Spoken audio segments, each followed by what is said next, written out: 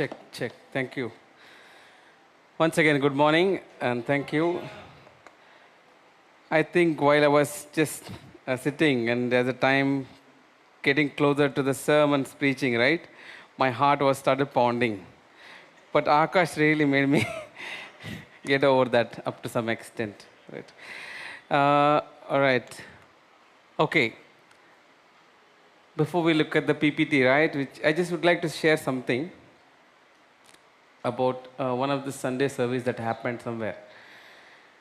Uh, Pastor Delay was in the middle of his sermon, and when he noticed a man had fallen asleep on his wife's shoulder, and he was just intently preaching. Suddenly, he shouted, "Wake up your husband," told his wife. And immediately she smiled and said, "You put him to sleep, you wake him up." I'm hoping that I will not do this today. So, I felt that message prep and preaching are the most difficult task in a Christian life. All right. So we'll turn our Bibles to John chapter 11, verse 38 and 44. 38 to 44. Okay. All right. I will read it because I am reading a different version. Verse 38. Jesus again, being deeply moved within, came to the tomb with a stone rolled across its entrance. "Roll the stone aside," Jesus told them. But Martha, the dead man's sister, protested. "Lord, he has been dead for 4 days. The smell will be terrible." Jesus responded, "Didn't I tell you that you would see the glory of God if you believe?" So they rolled the stone aside. Then Jesus looked up to heaven and said, "Father, thank you for hearing me. You will always hear me. But I said it aloud for the sake of all people standing here, so that they will believe that you sent me."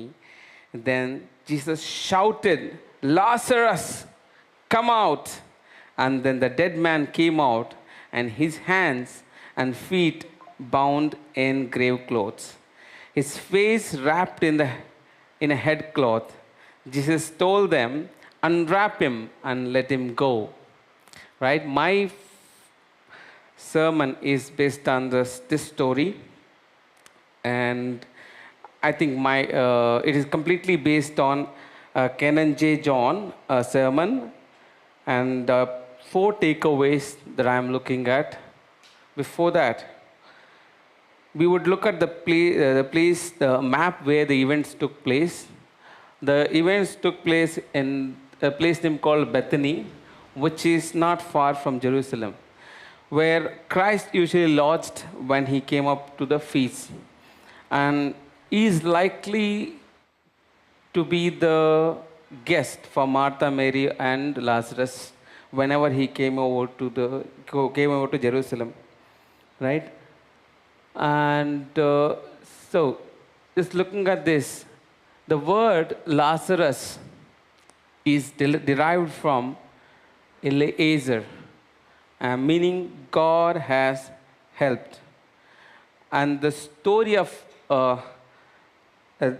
raising of the Lazarus to life, which is only recorded in the Gospel of John.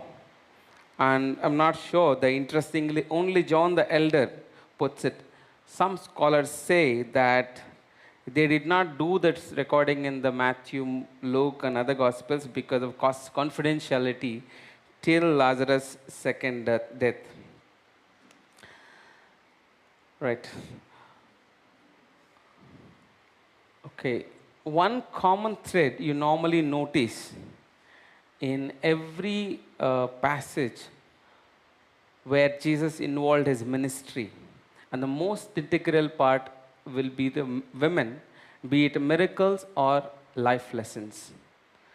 And 4 words I'm taking for this sermon is RRRR, 4 R's. Remove, number 2, respond, Number 3, release. Number 4, reveal. First word is remove. Verse number 39 says, roll the stone aside. Roll the stone aside, Jesus told them. If you closely observe, that Jesus could have said to stone directly and said, stone, move. But he didn't do that. He chose and he wanted someone else to move that stone. Great thing about Jesus is that he wants his followers to work with him in everything he does. And he expects the church, us, to be integral part of his ministry and work. It's not that he can't do it and he wants us to be part of it. And recently, Aksa and I painted our living room. And Josiah, Jeremiah both wanted to be part of the entire painting process. So what I did, we did almost 70% of the portion of the wall in the living room, and then we left 30% for both Jeremiah and Josiah. I got them sandpaper, special gloves, mask, rolling pins, and special trays, separate trays for them. And the evening came, they both came and then we all started painting the portion that I left. Every time Josiah rolls one or twice, he comes and asks me, Daddy, I finished it. How is it? Did you like it? And I would say that this is nice, but I think could have done little better. And I went back. I know that I had to do all over again whatever he has done. And after some time, the Jeremiah is a copycat. He's just whatever his brother tells and does, he exactly comes and tells. He also he paints and he come back, Mama, did you see it? I helped Dada. And he's so happy. They were so happy just helping me around.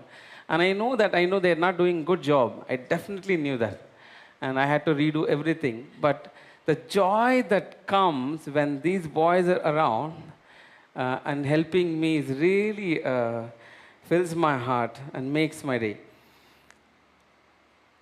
Sometimes we are more like kids actually. So whenever we do something in the kingdom of God, it brings great joy to God.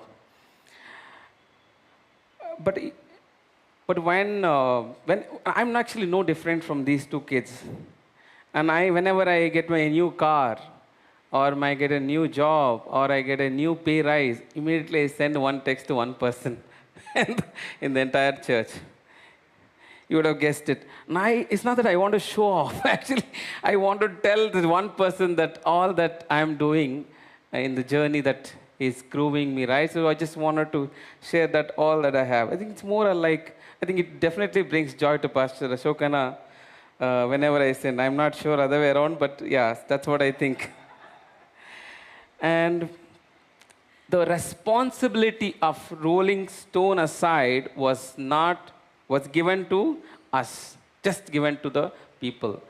And raising the Lazarus from the dead is not from us. It's not our responsibility.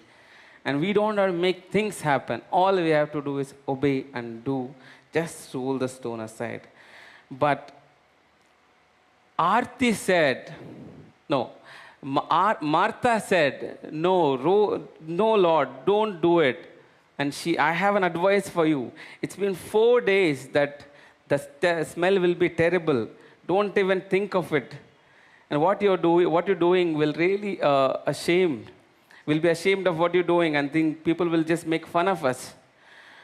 And I definitely have some advice for Jesus. And have you given advice to Jesus before, any chance? I have given many times. And I have given advice to Jesus, the King of Kings and the Lord of Lords, the creator of the entire universe. Sometimes we don't want to remove stone because what stench might come out of it. And let other people know that there was something hidden behind the stone. Have you observed a difference when somebody comes on the stage to testify, to share a time of story that what God has done in their life? And when women comes, after 5 or 6 seconds, tears starts rolling down automatically. It's like a Mary breaking the alabaster jar completely. Entire perfume was on Jesus' feet. And you open up, completely they share. If you notice a man when he comes, and he opens a little bit of stone, just rolls a little bit and put it back quickly. You know why? That the history tells us that man loves respect. If you want to touch the heart of man, you have to respect him. So he wants to keep his things share. At the same time, he wants to protect his, protect his dignity and his respect and everything. And especially when the mother-in-laws and in-laws are in the crowd, they definitely don't want to share everything that they went through. I'm just exaggerating a bit. I have seen people, great men and women of God, and who break down on the stage in front of their wives, children, and the entire congregation. Right? It's no difference. Okay. The moral of the story is, have you let the stone stand before a miracle? And if you take one step back, right, the Martha was so concerned about life here on earth than the life to come. And she bowled really a googly to Jesus that, you can't do it. And you can't raise. I know you will raise the dead on the last day, not immediately. And she was hesitating to roll the stone away. One job he has given Martha and Mary, just roll the stone away. Didn't do it. Have you been a bold googly to Jesus? And Jesus said, didn't I tell you that you would see the glory of God if you believe? And if you want to see the glory of God, move the stone. Word number 2. Word number 2, respond. And then Jesus shouted, Lazarus, come out. Actually, he shouted out with all his lungs out, actually. Lazarus, come out. And Lazarus was fully wrapped around all the grave clothes. And he said, he comes out. And then he's been dead for 4 days. The moment Jesus called him, he starts walking towards Jesus. His blood starts pumping. And then his heart starts beating. And then all the cells in his body they're awake, they're alive, they're back to life. Probably when he's back in the tomb, you would have realized that, okay, why am I in the dark room? And was I dead for 4 days? Or when was I alive? So he would have been having a lot of thoughts. But he said to Lazarus, come out. And actually, he should have said to Martha and Mary, who was behind the pillars, to go and just sprinkle some warm water on him. He thaws out a little bit, or give him a tea, right? So he didn't do that. But he said, only Lazarus, that you have to get up and come. And sometimes people are always waiting for something. Always waiting for something, for somebody to help them.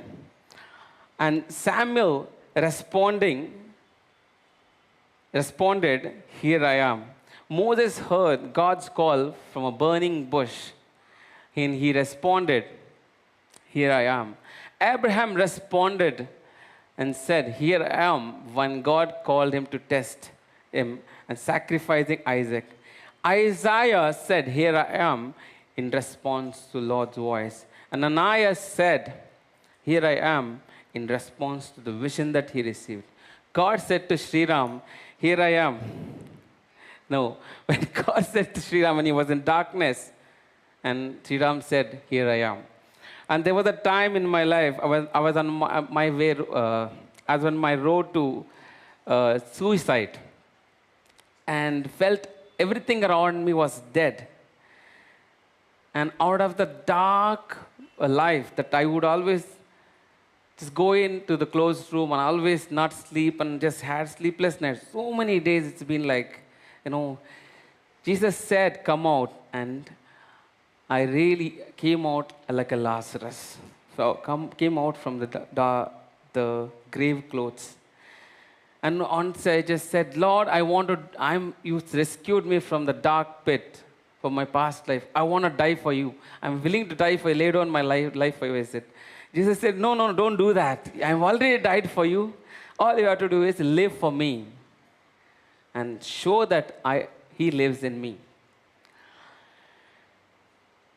Right? So, has God asked you to do something that you haven't done it? Many times we go to counseling for directions, but we haven't done what has been asked at the first place.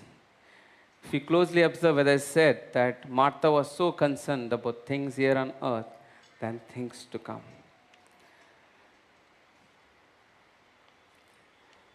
Okay, we all have made mistakes, but I have done plenty, and there are many times I did not follow what God has said, the directions. But with that result, I think there are plenty of damages that I have done in some people's life. And then, as I said, we cannot alter our past, but we can bring our past to the altar of God. Right? So when God calls us to do something, we must respond quickly and promptly and faithfully. Word number 3, release. And He said, take off the grave clothes and let him go. That's where God invites us to participate in this release. If God has called you to get rid of the grave clothes, get rid of them. Don't hold on to them. Releasing ourselves from the past and embracing new life. And sometimes we need the support of the Martha and Mary, and the church of God.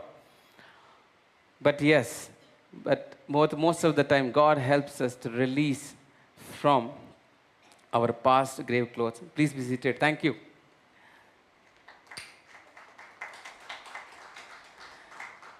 So our prayer partners and mentors are exactly for that purpose. There are times you need to get rid of certain grave clothes. There are times that there may be a habit that you're going through. There may be a situation where you're unable to overcome. There might be a hurt that you are not able to let go. And that could be a grave cloth you're still wearing. And sometimes your husband is snoring and is troubling you. Actually, it is a big problem. And you can still go and speak to your pastor about it. Yeah, so first, personally, I want to share the one story of my life that, I was personally struggling to forgive my parents for the debt they got me into. And while I was isolating myself away from everything, my parents and also family, and there was this phase that I was going through, very rough patch. And it took time, and I took Pastors Ashok and Suni Chechi's counseling, and then I overcame it. And the Bible says that honor your parents. And I did honor my parents at whatever extent I could do possibly. Bible says honor your parents, not obey your parents. Did I say it wrong? It is correct. I'm not talking about the kids. I'm talking about adults. Some people say, my father said, honor your parents means buy a land in my name, and they will go and do it. Because the Bible says that honor your parents. That's not what it means. All right, I'll not go into the topic. Personally, I believe that unlocking my personal financial freedom in my life was that releasing of that whatever hurt I was holding on to on my parents. Not to boast, I was in rags, I mean literally rags. And always getting used to eat leftover food, sometimes no food, sleeping on a footpath, wear used, unfit clothes, somebody else's clothes, with patches all over. Jesus talks about a wine, old wine, new wine, old wine skin, old wine skin, new wine skin, right? And it also talks about patches, old patch, new patch, old cloth, new cloth. That was actually, I didn't need an explanation. While I was reading first time itself, when I was reading the Bible, I felt that I don't need an explanation. I understood that. I was wearing all the patch clothes. If you've seen my pant or short, I didn't even have a pant. I had a short and there were all patches all over my short. And yeah, now I get to eat 7-star hotels. I get to choose Korean, Japanese, English, Italian, whatever I feel I wanted to eat. Right? I'm not boasting that come to Christ will become rich and all will be sorted out. All issues will be sorted out. But when Christ sets you free, you are free indeed from every curse that you have. Just see, is there anything that you are not able to overcome? Or is there a breakthrough that in your life that has not come? See if there is anything that you're holding on to. Can you take off your grave clothes? Word number 4, reveal. We're almost end of the sermon. Reveal. Reveal something God has done in your life. I think once God sets you free, and it's all about sharing what God has done. It's not just overnight thing that happens. There are many things, including from the day you get up till you go to bed. There are many things God does. It's not the way that you lived in the past before coming to Christ. It is very different. Every morning you have a fresh life, and you're in a different aroma altogether. You're different world altogether, because you've been completely set free, and there is no bondages. You have a hope and a future, not just the days here on earth and the days to come. So there are many miracles that God does. You must go out and just encourage others by sharing your testimonies. Release your good things that God has done in your life. Back in 2014, I was working in a company called HCL Technologies. The very early days of my walk with Jesus. All I knew was that about Bible, a story, story cut short, that I was given a New Testament when I was a non-believer. I read through it from Matthew starting till the end of that, including Revelation was at the end, and Psalms was at the end. And I was really stunned. Every story, every miracle that God has done in that. Though I didn't know that I have to become a Christian to read Bible and to become a believer, but I knew that God and the God of the Bible, I never doubted. I started reading from every day. And every miracle, especially Lazarus' miracle and the miracle before that, there is a blind eye opens. And also there is a Cyrus who comes for his daughter's healing.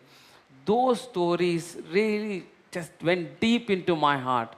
And all night, instead of I was depressed and I was crying out of joy, actually. I feel like somebody's talking to me, a person-to-person conversation overnight while I was reading all these stories.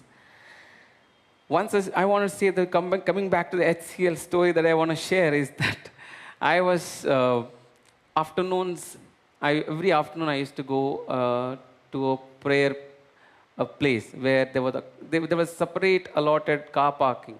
The place was in Chennai, and then it was little away from the main offices, the buildings that we have.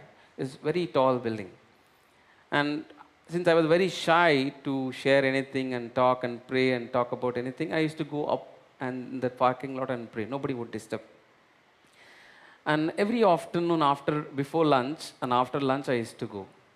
And during one of those days, I was having a very rough patch again. I didn't have money to eat. But all I knew was that I was so excited about God and Bible. I did never give a practice and a habit of going to prayer. Afternoon, I went to the parking lot that just started praying. Again, I came back, and the next day again I just wanted to go, but I didn't have money. But this time God said, walk into the cafeteria. Cafeteria was really beautiful and very big one. So many outlets are inside. And he said that first time maybe my own thought, I'm probably inside tummy, there is something compelling you to go. And then second time I just walked towards the prayer parking lot. But again the voice came and said, go walk into the restaurant, the cafeteria. This time again I hesitated. And again we took few more steps. This third time, I was definite I heard the same voice that walk into the cafeteria. And I took a step back, hesitating, and also I know that I'll feel embarrassed if I go to the counter. I took a step back and I went closer to the door, automatic open door. I just walked in. Lo and behold, one akka just comes right opposite to me and says, "Hey Lou, saptiyada, come, I want to buy biryani for you." I'm not exaggerating. After 14 years, almost 13 to 14 years, they never knew I didn't have a penny in my hand. I told the couple recently when their wedding anniversary, during the wedding anniversary, this testimony, they were overwhelmed. They had no idea that what I was going through. What I want to say that God invites you to banquet. Biryani and myself have a close relationship, and a long relationship. That's where it connects us. God connects us together. There are stories in your life. God has done many things for you. And share with them. Reveal what God has done to you. Right? There are 4 words that we learned. One is remove. Another one is second one. Third one. Fourth one. Reveal. And we will just listen to a video, a song, and then I'll ask Pastor Ashok to close it in prayer. Thank you.